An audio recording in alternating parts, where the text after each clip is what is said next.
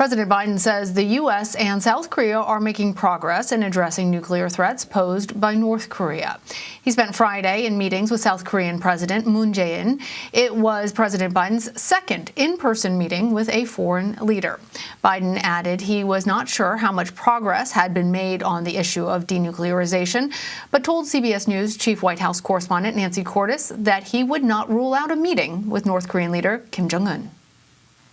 You have said in the past that you would not meet with Kim Jong-un, the leader of North Korea, without certain preconditions. Yes. What are those preconditions, and do you believe he would ever be able to meet them? We'll see. If he made any commitment, then I would meet with him, and if there was a commitment on which we met. And the commitment has to be that there's discussion about his nuclear arsenal. And if it's merely a means by which, how do we de-escalate what they're doing? If that was the case, I would not meet unless there was some outline made that my Secretary of State and others would have negotiated as to how we would proceed. For more, I want to bring in CBS News senior White House and political correspondent Ed O'Keefe. Ed, we heard the president talk about relations with North Korea. Tell us a little bit more about what his administration's hoping to accomplish and what he said about preconditions to talks. Yeah, it was a question from our own Nancy Cordes, Lana, who asked what preconditions, if any, would he set before meeting with Kim Jong-un, and he signaled that the North Korean leader would have to be open to talking about reducing his nuclear stockpile, and that there would have to be very specific plans over what would be discussed. He noted the fact that the last 4 presidential administrations have tried and failed to reduce the North Korean nuclear stockpile, and that he didn't necessarily agree with how it had been done previously, certainly not in the last 4 years. But also we know Biden administration officials have said that he wants to do it differently than President Obama did. Obama took the attitude of just sort of wait them out and see if by essentially starving them and sanctioning them, whether it would cause the North Korean regime to talk, and that didn't work, of course. So he's appointing a U.S. special envoy to the region. He recommitted to the goal of denuclearizing not just North Korea, but the entire Korean peninsula, and said he'll work with South Korea to make that happen. And President Moon Jae-in was the second foreign leader to visit the U.S. and meet with President Biden since his inauguration. The first was Japan's prime minister last month. What does it say to you about how important Asia is to the Biden administration? That it's everything about the Biden foreign policy plan. The idea that the United States must be engaged with and focused far more on Asia, the rise of China, and Indo-Pacific security generally. The Japanese coming first, the South Koreans coming second is an unmistakable message to China that the United States is keeping its eye on that country, is working to deter Chinese influence across the region, and is working every day domestically to try to counter China's rise. I cannot recall, at least not in the past week, some kind of public remark by the president that didn't include some kind of reminder that the United States needs to be investing in its infrastructure, working on combating anti-Asian hate, working to counter China's rise overseas, because it is climbing quickly and eager to become the world's dominant economy and superpower, and he's trying to offset that. Also continues to argue that democracies will lead the world out of the pandemic, not autocracies, and that ultimately there is a big global struggle underway between democracy and autocracy, and he's trying to counter that by ensuring that the United States remains a strong global player. And we certainly saw that with the vaccine diplomacy that both President Moon and President Biden were announcing. Let's talk also about the other thing that's very much on the mind of these foreign leaders, and both were really asked about it.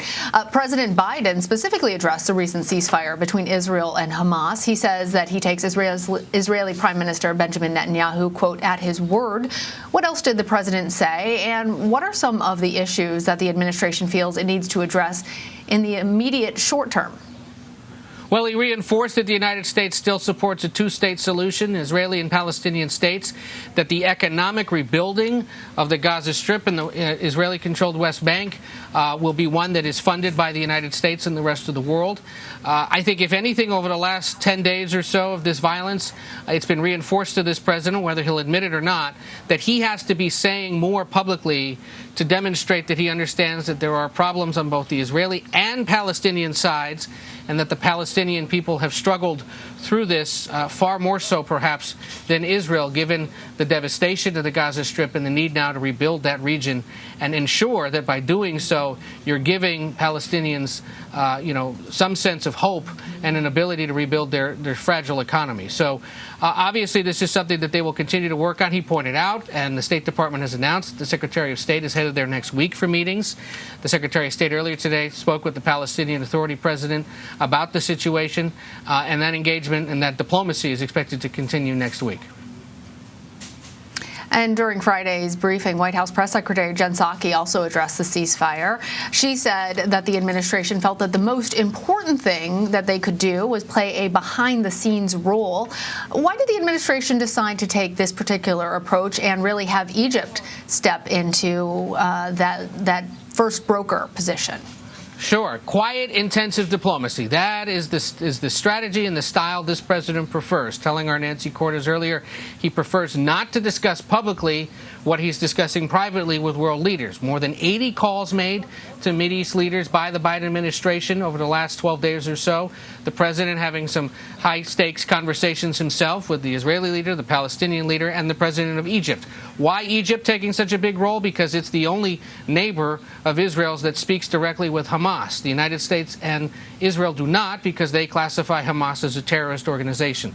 So Egypt had to serve as the interlocutor between the parties, get the two sides to agree, and that's what worked here. So another example of needing to keep a key world leader in good stead. The Egyptian leader certainly is that example, even though there have been questions about how he oversees his country from a geopolitical standpoint. The Biden administration has no choice but to be speaking with him on a regular basis, certainly in the midst of this.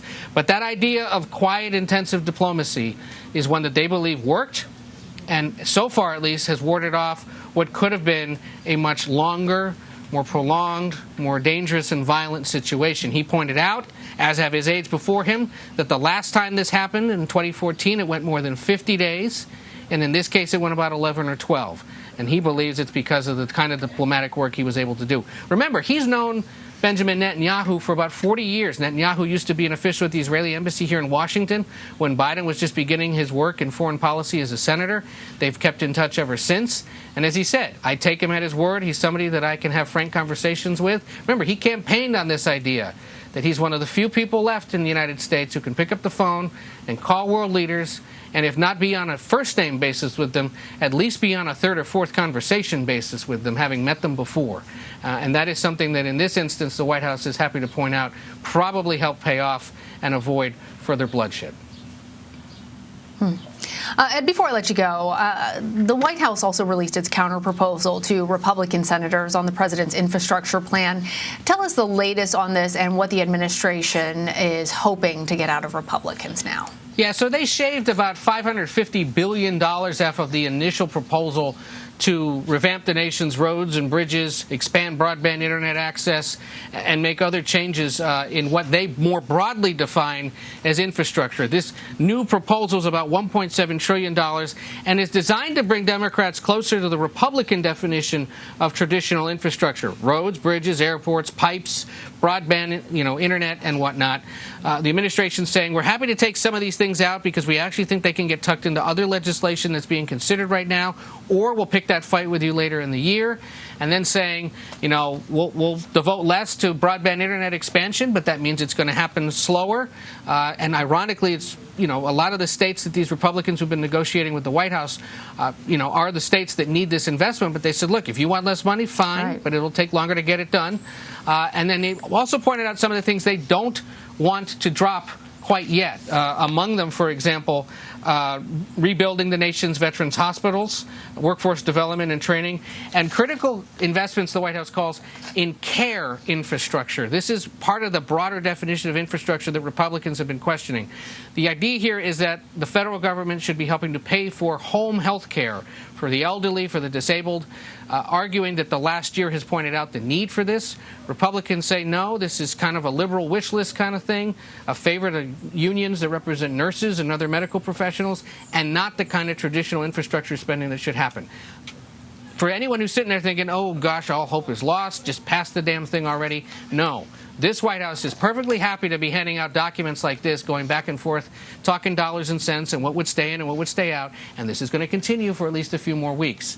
We may get some signals by the end of next week before a big congressional recess over whether Democrats really want to do this alone, but you should suspect that this White House and this president will say no. Keep talking to Republicans and see if there's any hope of a plan. Yeah, on all of the things that they've been trying to do on a bipartisan level, this one potentially has the most opportunities for cooperation. But again, it's going to take time. All right, Ed. Absolutely. Thanks for joining us. Take care.